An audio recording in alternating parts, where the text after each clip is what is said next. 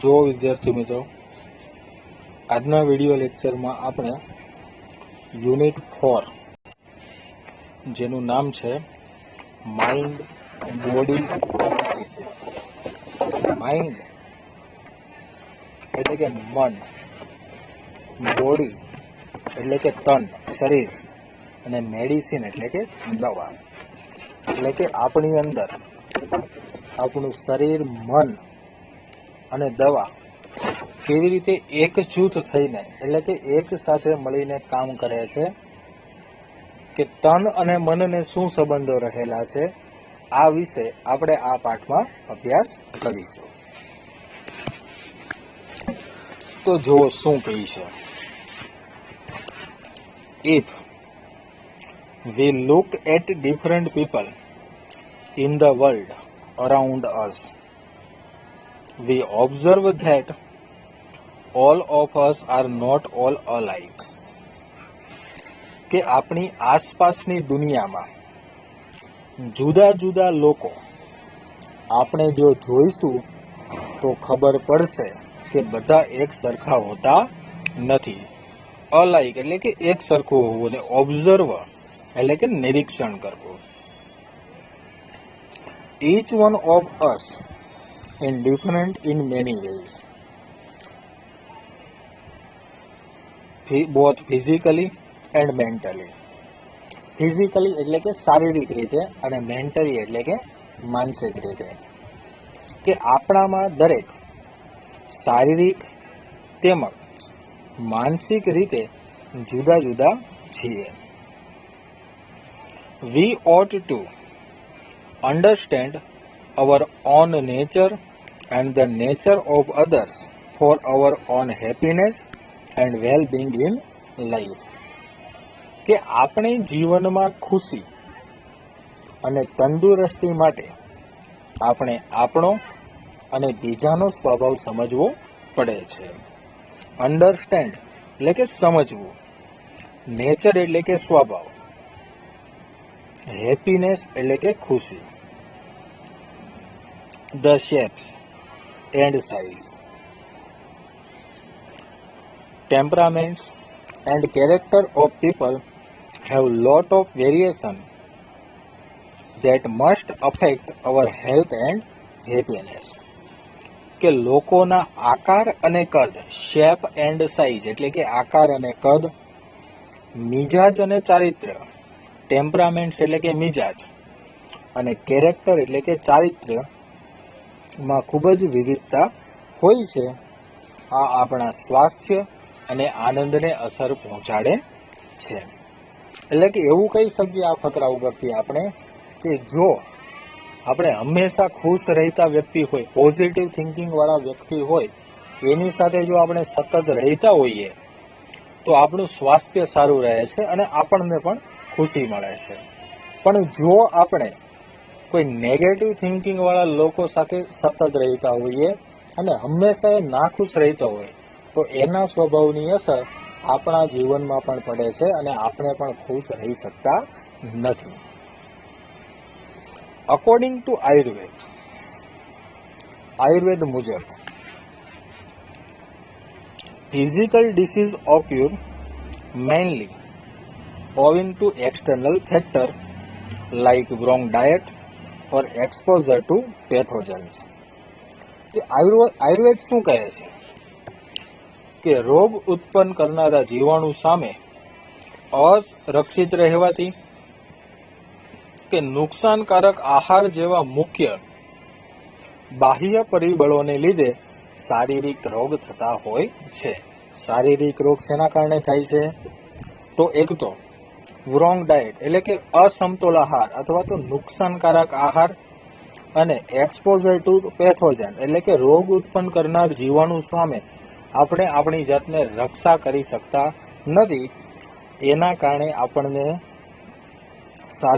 શારીરિક રોગો થતા હોય છે. Mental disease arise mainly from internal factors like wrong use of the sense and the increase of negative emotions. કે નકારાત્મક લાગણીઓ અને વ્યવહાર જ્ઞાનના અનુચિત ઉપયોગ જેવા આંતરિક પરિબળોને લીધે માનસિક રોગ ઉભા થતા હોય છે. એટલે સિમ્પલ ભાષામાં કહેવા જઈએ તો આંતરિક રોગો શેના કારણે થાય છે કે wrong use of the sense, એટલે કે આપણી જે બુદ્ધિ છે એનો ખોટો ઉપયોગ કરવાથી, અને ઇન્ક્રીઝ ઓફ નેગેટિવ ઇમોશન્સ, એટલે કે નકારાત્મક લાગણીઓ વિકસાવવાથી, કે આપણી અંદર નેગેટિવ વિચારો આવતા હોય તો એના કારણે આપણને માનસિક રોગ થાય. તો આ વિદ્યાર્થી મિત્રો આપણે ખાસ યાદ રાખવાનું છે કે શારીરિક રોગ શેના કારણે થાય છે, તો અસમતોલ આહાર લેવાથી અને રોગ ઉત્પન્ન કરતા જીવાણુ સામે આપણે આપણી રક્ષા નથી કરી શકતા, તેથી આપણને શારીરિક રોગ થાય છે. અને માનસિક રોગ શેનાથી થાય છે, તો બુદ્ધિના ખોટો ઉપયોગ કરવાથી અને નકારાત્મક લાગણીઓ વિકસાવવાના કારણે આપણને માનસિક રોગો થાય છે. We ought to develop the habit of positive thinking, કે આપણે હકારાત્મક વિચારની ટેવ વિકસાવવી જોઈએ, કે ગમે તેવી કન્ડિશન હોય, ગમે તેવી પરિસ્થિતિ હોય, આપણે હંમેશા હકારાત્મક વિચારો રાખવાના છે. It has a good positive effect on our emotions, કે તેની આપણી લાગણીઓ પર હકારાત્મક અસર થાય છે. ઇમોશન એટલે કે લાગણી. However, both physical and psychological diseases are usually mixed.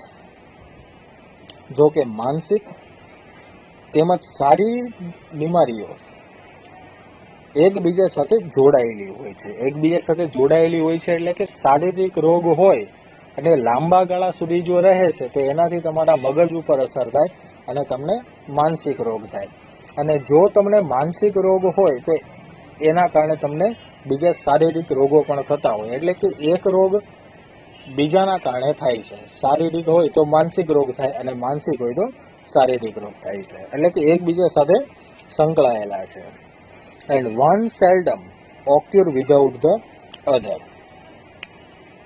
અને એક રોગ બીજાના અભાવે ભાગ્યે જ થતો હોય છે. અહીંયા સેલ્ડમ નો મતલબ થશે ભાગ્યે જ. Some disease like acute infections. Acute infections એટલે કે ગંભીર ચેપ have almost entirely physical cause, કે ગંભીર ચેપ જેવી બીમારીઓ મોટા ભાગે શારીરિક હોય છે. And can be treated purely on physical level, અને શારીરિક કક્ષાએ જ તેમની સારવાર કરી શકાય છે. એટલે કે કોઈ પણ જગ્યાએ તમને ચેપ લાગ્યો હોય તો એ શારીરિક રોગ કહેવાય છે અને એનો શારીરિક કક્ષાએ આપણે ઈલાજ કરી શકીએ છીએ.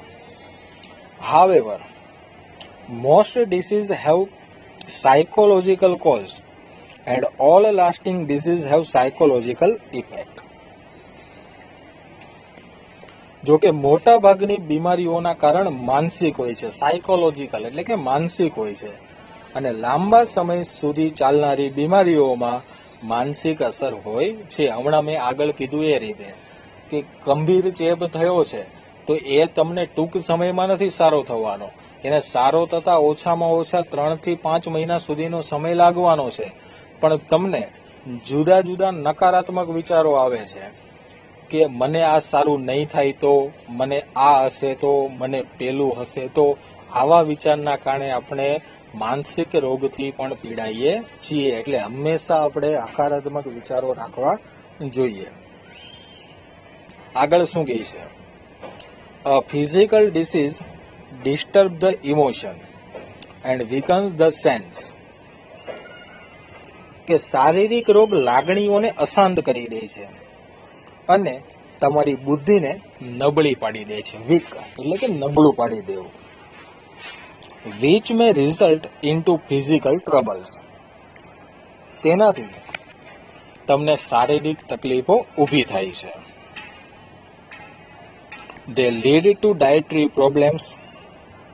dietary problems એટલે કે પાચનને લગતી સમસ્યાઓ.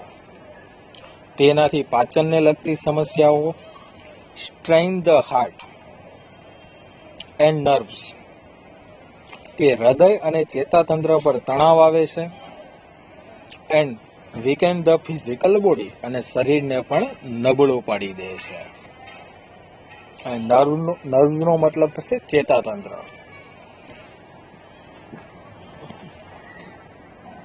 In the modern developed world, our problems are mainly psychological. કે આધુનિક વિકસિત દુનિયામાં આપણી સમસ્યાઓ મુખ્યત્વે માનસિક હોય છે. મોડર્ન એટલે કે આધુનિક અને ડેવલપ એટલે કે વિકસિત. We have sufficient food, clothing and shelter. કે આપણી પાસે પૂરતા પ્રમાણમાં ક્લોથ એટલે કે કપડાં, ફૂડ એટલે કે ખોરાક, અને શેલ્ટર એટલે કે મકાન છે, આશ્રય છે. શેલ્ટર એટલે કે આશ્રય અથવા તો મકાન છે. which prevent us from getting most physical disease. જે આપણને મોટા ભાગના શારીરિક રોગ થતા અટકાવે છે. Though most of us have no major physical problems, we still suffer from psychological unrest. ભલે ને આપણને મોટી શારીરિક સમસ્યા ન હોય, છતાં આપણે માનસિક અસ્વસ્થતાથી પીડાઈએ છીએ. સાયકોલોજીકલ અનરેસ્ટ એટલે કે માનસિક અસ્વસ્થતા.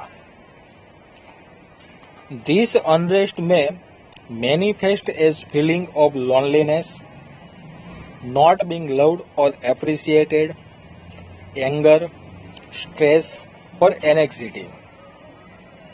કે આ અસ્વસ્થતા લોનલીનેસ એટલે કે એકલતા, લવ ઓર એપ્રિસિએટેડ એટલે કે પ્રેમ કે કદર થી વંચિત રહેવાથી, એંગર એટલે કે ગુસ્સો, સ્ટ્રેસ એટલે કે તણાવ, અને એનેક્સિટી એટલે કે ચિંતા જેવી લાગણીઓ તરીકે પ્રદર્શિત થઈ શકે છે.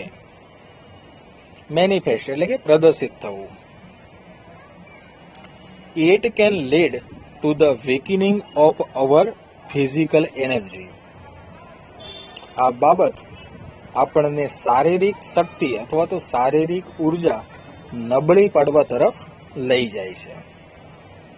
And prevent us from doing what we really want to do. અને આપણે ખરેખર જે કરવા માંગતા હોઈએ તે કરતા અટકાવે છે. તો વિદ્યાર્થી મિત્રો, આજના વિડીયો લેક્ચરમાં આપણે અહીંયા સુધી રાખીએ છીએ. આવતા વિડીયો લેક્ચરમાં આપણે અહીંયાથી આગળ અભ્યાસ કરીશું.